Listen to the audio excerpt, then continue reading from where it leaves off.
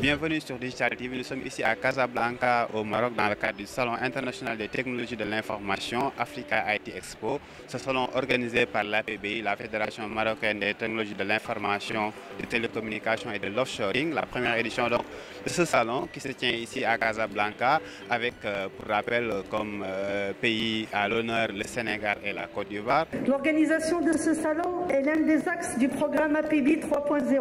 Aujourd'hui, il faut absolument soutenir les politiques des grands travaux par la passerelle des nouvelles technologies pour permettre à nos pays d'atteindre les objectifs de développement tant sociaux, culturels et éducatifs qu'économiques.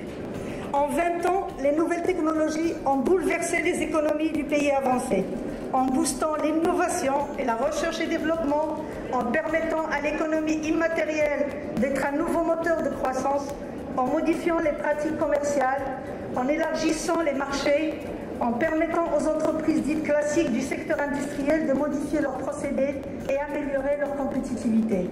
Les nouvelles technologies ont transformé la société, l'enseignement, la santé, notre perception du monde en est ainsi affectée.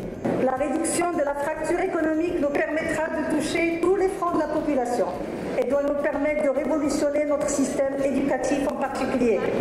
Au Maroc, le gouvernement vient d'adopter une stratégie nationale pour œuvrer dans ce sens et accélérer la transformation numérique du pays. Maroc Digital 2020. Cette annonce qui vient conforter les opérateurs publics et privés dans la gestion de la chose numérique est un signal fort vers un décollage du secteur de l'IT Maroc et son aura sur les pays frères africains. En 2012, on dénombrait 16 millions d'abonnements au service TIC en Côte d'Ivoire sur une population de 24 millions d'habitants. Aujourd'hui, on en dénombre 25 millions.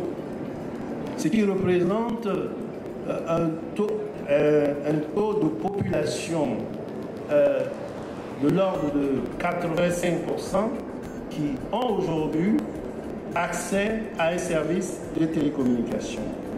Le succès du mobile money, qui est un service parmi tant d'autres, permet aujourd'hui le transport d'environ 30 millions de dollars de transactions jour sur les réseaux de télécommunications électroniques en Côte d'Ivoire. Ce service favorise, et je n'ai pas besoin de l'expliquer, l'inclusion financière de nos populations qui n'ont pas accès aux banques. Si on ne se prend pas en main, cette transformation technologique qui traverse le monde changera notre façon de fonctionner. Nous sommes en plein cœur d'une nouvelle évolution et révolution technologique qui va changer complètement la donne. L'Afrique pourra en prendre un certain nombre de profits. Pour autant, on se prépare à y aller. Je dois vous dire en toute objectivité que je suis personnellement extrêmement enthousiaste quand je vois notre jeunesse, ses capacités, sa volonté de transformer son avenir, et j'espère que nous, politiques, et que tous les successeurs auront à cœur de contribuer à cette transformation. Je considère qu'elle est historique. Nous sommes, sur le plan des technologies de l'information, à un moment charnière historique. À nous de jouer notre partition et d'en prendre profit. Nous avons assisté à pas mal de panels, pas mal d'ateliers qui ont eu pour thème les gouvernances, le mobile banking, le mobile money, la big data. Nous avons parlé de mobilité également, aussi l'écosystème des startups, des innovations. Nous avons également eu l'occasion de participer à des panels qui font un peu l'état des lieux sur les stratégies numériques. En début 2016, le Maroc a lancé également un nouveau programme, Maroc Digital 2020, comme il l'appelle, Maroc Digital 2020, qui est un ambitieux programme avec plusieurs projets qui tournent autour du digital. Mais à l'instar du Maroc, le Sénégal et la Côte d'Ivoire ont également lancé récemment leur stratégie digitale.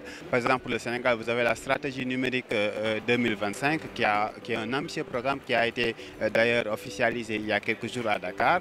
La Côte d'Ivoire également également, nous avons eu à discuter avec le président de l'association qui regroupe un peu les entrepreneurs du secteur du digital, comme c'est le cas de l'optique pour le Sénégal. La Côte d'Ivoire a signé une convention avec le Maroc. Le Maroc, vous savez, a ce qu'on appelle le projet de Technopark, qui sont des structures d'incubation dans le digital qui sont déjà implantées dans beaucoup de villes, que ce soit Casablanca, Rabat, que ce soit également dans d'autres villes du Maroc. Donc ce salon qui est quand même panafricain. On a vu la participation de plusieurs pays africains, mais aussi du Moyen-Orient et de l'Europe qui sont venus participer à ce salon qui a quand même connu un franc succès, parce que tout simplement des thèmes aussi divers et variés sur lesquels les gens ont débattu. Il y a eu quand même beaucoup d'échanges sur le secteur du digital, beaucoup de projets en vue, beaucoup de collaborations entre les pays de l'Afrique, parce que l'objectif c'est de faire en sorte qu'il y ait des partenariats sud-sud, c'est-à-dire que les pays africains